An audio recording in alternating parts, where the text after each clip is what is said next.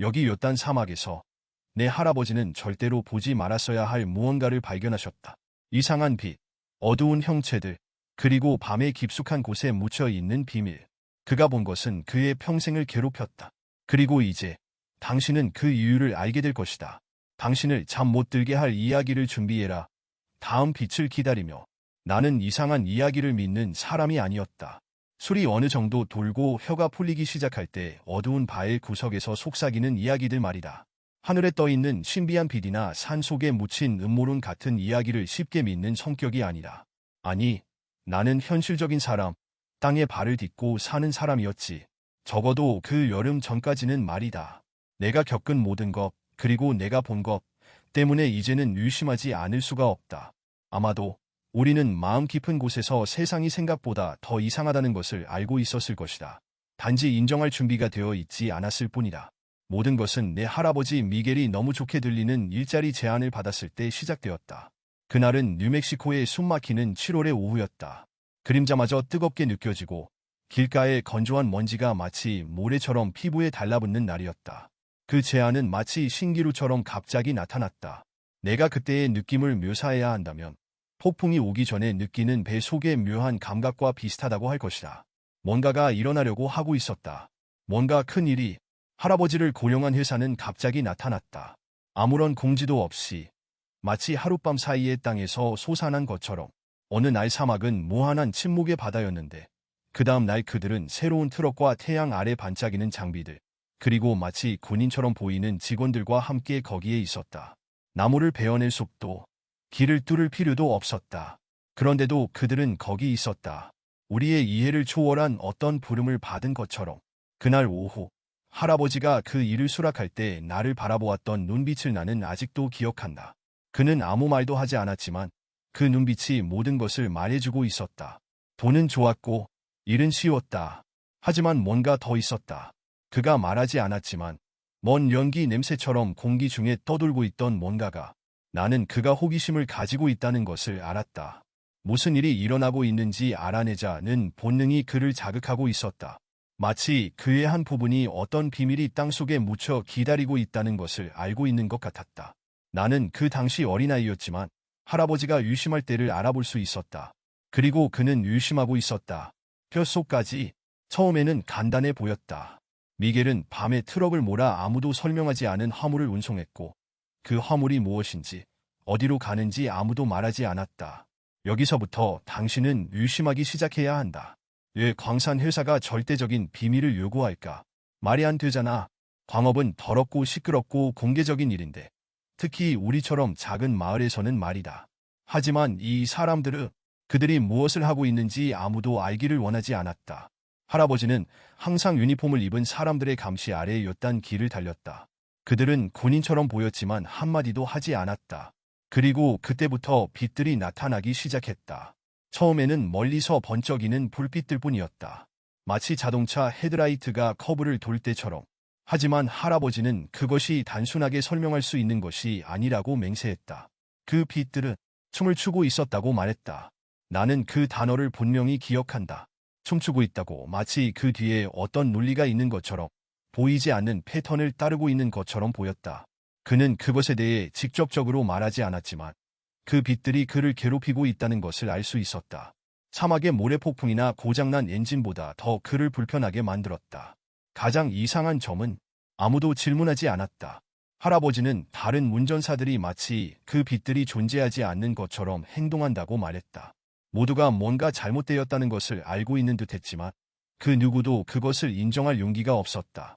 그들은 그냥 무시했다. 모두 도로를 똑바로 응시하며 하늘을 한 번도 쳐다보지 않고 있었다. 하지만 내 할아버지, 그는 그럴 수 없었다. 그는 항상 고집이 세고 완고한 사람이었고 무언가가 그를 겁먹게 한다고 해서 그가 변할 리는 없었다. 그는 그 빛들을 지켜봤다. 빛들에 대해 말은 거의 하지 않았지만 나는 알 수 있었다. 밤마다 그 빛들은 거기 있었다. 나무 사이로 깜빡거리며 길을 비추고 있었는데 마치 조용한 경고의 신호처럼 느껴졌다. 이 이야기가 단순히 하늘의 빛이 보였다는 얘기라면 아마도 나는 할아버지가 환각을 봤다고 말했을 것이다. 아니면 사막에서 장시간 운전한 피로감의 결과일지도 모른다.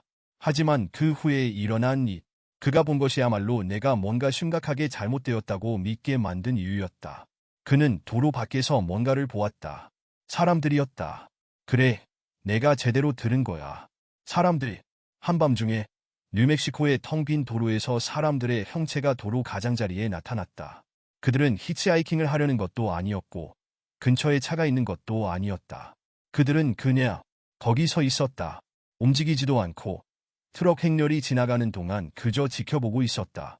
그들은 어두운 정장을 입고 있었고 더운 사막 날씨에 어울리지 않게 타이트한 넥타이를 메고 있었다. 그리고 할아버지가 그들의 얼굴을 봤을 때 그는 얼어붙었다. 그들 중 몇몇은 미소를 짓고 있었다. 그것은 친근한 미소가 아니었다. 아니, 할아버지가 묘사한 것은 당신이 뭔가를 모르는 동안 누군가가 당신보다 두세 발자국 앞서서 당신이 보이지 않는 함정에 빠지는 것을 지켜볼 때의 미소였다. 그것은 할아버지의 잠을 앗아갔다. 그리고 나는 그를 탓하지 않는다. 몇 주가 흘렀다. 일은 계속되었다. 빛들은 더 자주 나타났고 도로에 있던 사람들도 더 많아졌다. 그리고 밤이 갈수록 무언가 거대한 일이 곧 일어날 것이라는 느낌이 점점 강해졌다. 마치 폭발 직전에 압력이 쌓이는 것처럼 할아버지는 뭔가 잘못되었다는 것을 알았고 자신이 훨씬 더 큰 미스터리의 한가운데에 있다는 것을 알았다. 그리고 속으로는 그가 빠져나갈 길이 없다는 것도 알고 있었을 것이야. 나는 당신도 그런 경험이 있었는지 모르겠다. 위험이 다가오기 전에 그 냄새를 맡은 적이 있는지 말이다. 마치 첫 번째 천둥이 치기 전에 오는 전기 폭풍처럼. 그 주는 바로 그런 느낌이었다. 밤이 갈수록 긴장감이 쌓여갔고 공기 중에 있는 입자들이 두려움으로 가득 차 있는 것처럼 느껴질 정도였다. 그리고 그러던 어느 밤 무언가 일어났다. 할아버지가 완전히 설명하지 못한 일이지만 그날 이후 모든 것이 달라졌다. 그날 밤은 그가 그 회사에서 마지막으로 운전한 밤이었다. 그리고 그가 그 다음날 아침 집으로 돌아왔을 때 그의 눈은 희둥그레졌고 얼굴은 밀랍처럼 창백했다. 나는 그가 무언가를 봤다는 것을 알 수 있었다. 그가 원치 않았던 아니면 나에게 말할 수 없었던 무언가를. 적어도 그 순간에는 나는 그때는 몰랐지만 그것이 그가 그 일에 대해 마지막으로 이야기한 순간이었다. 할아버지의 마지막 근무 밤은 여느 때와 다름없이 시작되었습니다. 하늘은 구름 한 점 없이 맑았고 별도 없는 텅 빈 하늘이 뉴멕시코 사막을 덮고 있었습니다. 마치 우주 자체가 숨을 죽이고 무언가가 일어나기를 기다리는 것처럼 말이죠. 할아버지는 언제나처럼 밤 11시 45분에 트럭에 올라탔습니다. 그는 시간 엄수를 중요시했죠. 거의 강박적으로 시간을 지켰습니다. 빵을 벌기 위한 일에는 절대 늦지 않는다고 말씀하시곤 했죠. 하지만 그날 밤 뭔가가 달라질 거라는 느낌이 드셨던 것 같습니다. 앞서 말했듯이 무언가가 쌓이고 있었습니다. 그가 다음날 아침 집으로 돌아왔을 때의 얼굴을 나는 아직도 선명히 기억합니다. 그의 얼굴은 밀랍처럼 창백했고 사막의 먼지가 땀에 들러붙어 있었습니다.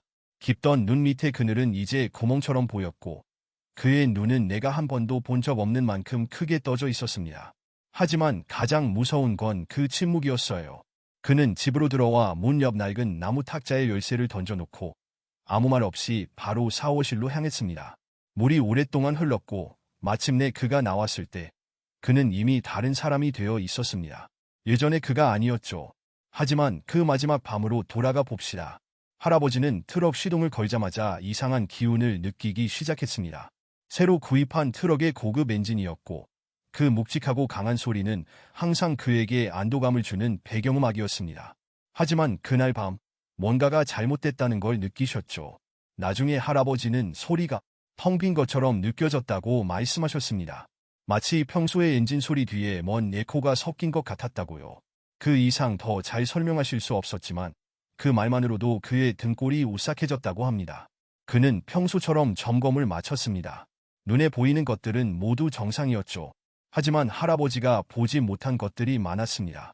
그날 밤 캠프는 평소보다 더 조용했습니다. 심지어 다른 운전자들조차도 평소보다 더 멀게 느껴졌다고 합니다. 그들은 마치 현재와 과거 사이에 있는 것 같거나 그곳에 있지 않은 것처럼 보였다고 하셨습니다. 할아버지는 사람의 소리에 익숙해져 있다가 그 소리가 사라지면 얼마나 무서운지 알게 되었다고 해상하셨습니다. 트럭들 사이로 바람이 속삭였고 유일한 소리는 준비된 디젤 엔진의 낮은 소리뿐이었습니다. 첫 번째 이상한 점은 경로였습니다. 보통 카라반은 항상 같은 경로를 따라 사막을 가로지르는 흙길로 나갔습니다. 하지만 그날 밤, 그들은 더 깊숙이 사막으로 들어가는 새로운 길로 가라는 명령을 받았습니다. 할아버지는 그 길이 그 전날 밤에는 없었다고 확신했습니다. 당연히 할아버지는 질문을 하셨습니다. 물론이죠. 하지만 돌아온 건 같은 텅 빈 표정과 매뉴얼에서 나온 것 같은 똑같은 대답이었습니다. 그저 당신의 일을 하세요.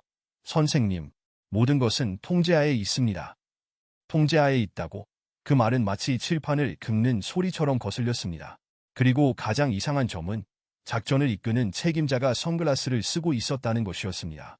그렇습니다. 밤 11시 45분에 선글라스요. 그게 이상한 일이 아니라면 대체 뭐가 이상한 일이겠습니까? 하지만 할아버지는 본능이 경고를 보냈음에도 불구하고 트럭에 올라타 카라반을 따랐습니다. 그는 늘 두려움보다 더 강한 것이 있다고 말하셨습니다. 그것은 가족을 부양해야 한다는 필요였죠. 그리고 그들이 주는 급여는 무시할 수 없을 정도로 좋았습니다. 그래서 할아버지는 두려움을 억누르고 그 새로운 길을 따라갔습니다. 그 빈 사막 한가운데 트럭 바퀴가 흐릿한 달빛 아래 먼지를 일으키는 그때 모든 것이 무너져 내리기 시작했습니다. 그들이 출발한 지 약 1시간이 지나자 그 빛들이 다시 나타났습니다. 그것은 이전에 그들을 괴롭히던 그 불쾌한 멀리서 보이는 번쩍임이 아니었습니다. 아니요. 그 빛들은 아주 가까이 다가왔습니다. 너무 가까이 있었습니다. 그것은 순수한 하얀색 구체처럼 밝은 빛을 뿜어내며 매우 정교하게 움직였습니다. 마치 스스로 의지를 가진 것처럼 말이죠. 그들은 하늘에서 춤을 추었고 공중에서 교차하며 불가능한 곡선을 그리며 움직였습니다. 시간이 흐를수록 그들은 트럭 가까이 다가왔습니다. 할아버지는 무전기에서 아무 말도 들리지 않았다고 했습니다. 항상 잡음과 대화로 가득 차 있던 그 채널이 이제는 완전히 조용했습니다. 마치 모든 사람이 무언가를 무시하기로 약속한 것처럼 그 밝은 빛이 트럭의 헤드라이트를 거의 무색하게 만들고 있었음에도 불구하고 말이죠. 하지만 할아버지는 보셨습니다. 느끼셨습니다. 그 빛들이 그들을 지켜보고 있었고 그들을 길 안내하는 것처럼 느꼈다고 하셨습니다. 그리고 갑자기 전쟁 때 이후로 느껴본 적 없는 엄청난 공포가 찾아왔습니다. 마치 보이지 않는 손이 그의 심장을 움켜쥐고 도로의 매 커브마다 더 강하게 조이는 것 같았습니다. 그리고 다음 커브를 돌았을 때 그는 평생 잊을 수 없는 장면을 목격하셨습니다. 도로 가장자리에 마치 구체의 빛에 조각된 조각상처럼 서 있는 형상들이 있었습니다. 그들은 그저 평범한 사람이 아니었습니다. 가끔 보이던 관찰자들과는 달랐습니다. 아니요. 그들은 달랐습니다. 그들은 키가 컸습니다. 아주 컸습니다. 그들은 검은색 정장을 입고 있었는데 그 정장은 그들의 몸 일부처럼 보였습니다. 그들의 얼굴은 빛 아래서 창백했고 거의 반투명했습니다. 그리고 그들에게는 눈이 없었습니다. 아니, 눈이 있다고 해도 할아버지는 그것을 눈이라고 부르지 못하셨습니다. 눈이 있어야 할 자리는 어둡고 텅 비어 있었고 마치 누군가 그들의 얼굴에 두 개의 깊은 구멍을 파놓은 것 같았습니다. 할아버지는 두 손으로 운전대를 꽉 쥐며 손바닥에서 땀이 흘렀습니다. 그는 그 형상들을 무시하려고 했고 도로에 집중하려고 했지만 그 형상들, 그는 그들이 자신을 위해 서 있었다는 걸 알았습니다. 모두를 위한 것이 아니라 그를 위해서였습니다.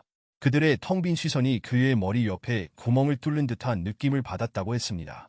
도로는 끝이 없어 보였습니다. 매번 도는 커브는 새로운 공포였고 더 많은 빛이 깜빡이고 더 많은 형상들이 서 있었으며 마치 무언가를 감시하는 무언의 파수꾼처럼 보였습니다. 그리고 마침내 카라반은 멈췄습니다. 사막 한가운데에 큰 원형의 흙바닥이 있었습니다. 그 중심에는 거대한 철문이 바닥에 박혀 있었죠. 그것은 낮게 신음하며 열렸고 트럭들은 짐을 내리기 시작했습니다. 하지만 아무도 말하지 않았습니다. 어떤 지시도 없었고 명령도 없었습니다. 모든 운전자들이 트럭에서 내렸고 그들은 거의 경건한 침묵 속에 있었습니다. 할아버지는 트럭 안에 그대로 계셨습니다. 두 손은 여전히 떨리며 운전대를 쥐고 있었습니다. 그는 무언가가 일어나고 있다는 것을 알았고 그것은 끔찍한 일이었지만 몸을 움직일 수 없었습니다. 마치 그 주변의 공기 자체가 그를 가둬놓은 것 같았죠. 그때 그는 들었습니다. 소리가 아니었습니다. 당신은 공포가 다가올 때 그것이 큰 경고나 눈에 띄는 신호와 함께 올 것이라고 생각할지도 모릅니다. 멀리서 울리는 사이렌 소리, 깜빡이는 불빛, 당신을 준비시키기 위한 어떤 경고, 도망칠 시간이라도 주기 위한 신호들 말이죠. 하지만 그렇지 않습니다. 진짜 공포는 은밀히 다가옵니다. 그것은 당신의 척추를 타고 서서히 올라와 내장 깊숙이 자리 잡고 천천히 당신을 갉아먹기 시작합니다. 그리고 이미 늦었을 때쯤 당신은 그것이 이미 당신을 지배했음을 깨닫게 됩니다. 제 할아버지 미겔이 그랬습니다. 그 마지막 밤 이후로 그 안에 무언가가 변했습니다. 그것은 단순히 그가 말하는 방식이나 사람들의 눈을 피하는 모습이 아니었습니다. 아니, 그것은 더 깊은 곳에서 일어난 변화였습니다. 마치 그의 일부가 그곳, 먼지 쌓인 고요한 길가에 얼굴 없는 형상들과 철문 옆에 남겨진 것처럼 말이죠. 그가 그날 아침 집으로 돌아왔을 때 그는 제가 알던 그 사람이 아니었습니다. 그는 아무 말도 하지 않았지만 저는 알 수 있었습니다. 그 후 며칠 동안 할아버지는 거의 잠을 자지 않았습니다. 그리고 자더라도 짧은 잠에 불과했고 곧바로 악몽에 시달리며 깨어났습니다. 그는 저에게 꿈에 대해 말하지 않았지만 저는 그것이 그 빛들과 관련이 있다는 것을 알고 있었습니다. 항상 그 빛들과 연관이 있었습니다. 그는 항상 그 빛들을 보고 있었습니다. 심지어 눈을 뜨고 있을 때도요. 한 번은 제가 그를 베란다에서 멍하니 서 있는 모습을 보았습니다. 그때는 늦은 시간이었고 태양은 이미 하늘을 물들이며 지고 있었습니다. 그 붉은 빛은 뉴멕시코의 저녁 하늘에서 흔히 볼 수 있는 모습이었죠. 그러나 그는 일몰을 바라보고 있지 않았습니다. 그는 하늘을 보고 있었습니다. 마치 무언가를 기다리는 것처럼요. 저는 소리내지 않으려고 조심스럽게 다가갔습니다. 바람이 세게 불어 오래된 나무 옆에서 잎사귀가 흔들리며 멀리서 속삭이는 소리처럼 들렸습니다. 하늘과 땅 사이에 사라진 대화처럼요. 제가 가까이 다가가 그의 이름을 불렀습니다. 그는 돌아보지 않았습니다. 눈도 깜빡이지 않았습니다. 다시 그의 이름을 불렀을 때 그는 대답했지만 그것은 말로 한 것이 아니었습니다. 그것들은 밖에 있어. 그는 바람에 속삭이듯 중얼거렸습니다. 그것들은 기다리고 있어. 항상 기다리고 있어. 저는 그가 무슨 뜻인지 물어보고 싶었지만 가슴이 너무 두근거려서 말이 나오지 않았습니다. 왜냐하면 저도 알았기 때문입니다. 당시 저는 어린아이였지만 알고 있었습니다. 할아버지가 말했던 그 빛들과 사람의 형상을 한 그림자들이 단순한 이야기 속 존재가 아니라는 것을요. 그것들은 진짜였습니다. 그리고 그것들은 사막에만 머물지 않았습니다. 그것들은 그를 따라왔습니다. 우리에게까지. 그 마지막 밤 이후 몇 주가 지난 뒤 속삭임이 시작되었습니다. 처음에는 바람 소리라고 생각했습니다. 사막의 바람은 가끔 이상한 장난을 칩니다. 바람은 길가를 스치며 균열과 돌틈을 지나며 오래된 비밀을 이야기하는 것 같았습니다. 우리보다 오래된 비밀들, 우리가 아는 어떤 것보다도 더 오래된 것들이요. 하지만 그것은 바람이 아니었습니다. 그것은 목소리였습니다. 낮고 거의 들리지 않을 정도로 약했지만 분명 존재하는 얇은 벽 너머에서 누군가 당신의 이름을 부르는 것 같은 소리였습니다. 할아버지에게도 그 소리가 들리는지 물었을 때 그는 고개를 저었지만 그의 눈은 다른 이야기를 하고 있었습니다. 그날 밤, 제가 마지막으로 제가 알던 할아버지와 대화를 나눴던 밤이었습니다. 그는 저를 불러 베란다에서 함께 앉자고 했습니다. 늦은 시간이었고 엄마는 이미 자고 있었으며 집 안의 고요함이 나무 바닥을 더욱 크게 울리게 만들었습니다. 그 옆에 앉자 그는 담배에 불을 붙였습니다. 제가 한 번도 본 적 없는 그의 모습이었습니다. 그는 천천히 연기를 내뿜으며 말하기 전에 스스로를 진정시키려는 듯 보였습니다. 태우고 있는 담배 연기 냄새가 사막의 뜨거운 공기와 섞여 모든 것이 더 무겁고 밀도 있게 느껴졌습니다. 마치 시간이 멈추려는 것처럼 말이죠. 이 세상에는 이해할 수 없는 것들이 있어. 그가 마침내 말했습니다. 우리가 알 수 있는 것들을 초월한 것들이지. 넌 과학이나 논리로 모든 것을 설명할 수 있다고 생각할 거야. 하지만 밖에는 무언가가 있어. 숨어 있고 기다리는 것들이 있지. 아무도 볼 수 없는 것들이야. 오직 그것들이 선택한 사람들만이 볼 수 있지. 저는 몸이 떨렸습니다. 추위 때문이 아니었습니다. 그곳엔 추위가 없었습니다. 그가 그 말을 할 때 마치 그가 세상의 어두운 면을 보고 그로 인해 어둠의 흔적을 남긴 것처럼 무서운 확신이 느껴졌기 때문입니다. 할아버지, 당신이 본 거죠? 저는 물었습니다. 제 목소리는 겨우 들릴 만큼 작았고 제가 바람 속에서 들었던 속삭임만큼이나 약했습니다. 그는 바로 대답하지 않았습니다. 대신 그는 담배를 한 번 더 깊게 빨고 천천히 연기를 내뿜었습니다. 그의 눈은 여전히 수평선에 고정되어 있었지만 저는 그가 그곳에서 아무것도 보고 있지 않다는 것을 알고 있었습니다. 충분히 봤지. 그는 마침내 말했습니다. 내가 본 것을 말할 필요가 없을 만큼 충분히 말이야. 그 말은 저에게 깊은 인상을 남겼습니다. 그 말의 무게는 제 가슴에 닷처럼 걸려 있었습니다. 내가 본 것을 말할 필요가 없을 만큼 충분히. 그가 그날 밤에 본 것은 무엇이었을까요? 그가 진정으로 본 것은 무엇일까요? 몇 주가 지나자 할아버지는 점점 더 멀어져 갔습니다. 그는 밤에 외출하는 것을 피했고 드물게 나가더라도 하늘을 바라보며 그 빛들이 자신을 다시 데려가길 기다리는 것처럼 보였습니다. 저는 그에게 이야기하려 했고 그 이야기를 조금 더 끌어내려고 했지만 그는 항상 그 빈 눈빛으로 저를 쳐다보며 제 말을 가로막았습니다. 너무 많은 것을 알고 있는 사람의 눈빛이었습니다. 가을의 어느 밤 가장 이상한 일이 일어났습니다. 저는 침대에 누워 있었고 창문 커튼이 따뜻한 바람에 흔들리고 있었습니다. 모든 것이 고요했습니다. 단 하나의 소리를 제외하고 말이죠. 멀리서 들려오는 낮고 지속적인 소리, 마치 엔진이 윙윙거리는 소리 같았습니다. 저는 궁금해서 일어나 창문으로 갔습니다. 창밖에 보이는 광경은 저를 얼어붙게 만들었습니다. 그것은 트럭들이었습니다.